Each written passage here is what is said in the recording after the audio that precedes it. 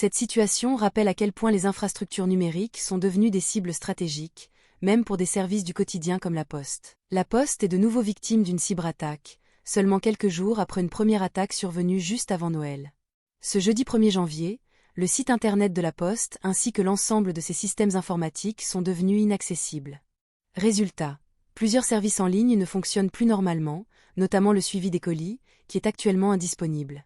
Cependant, la Poste précise que la distribution des colis et du courrier continue normalement.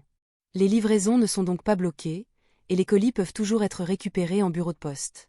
Cette nouvelle cyberattaque intervient quelques jours seulement après une première attaque, survenue le 22 décembre.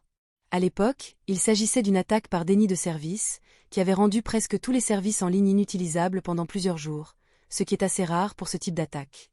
Selon le parquet de Paris, cette première attaque aurait été revendiquée par le groupe Nonam 057, un collectif considéré comme pro-russe, déjà impliqué dans des cyberattaques contre l'Ukraine et certains pays alliés, dont la France.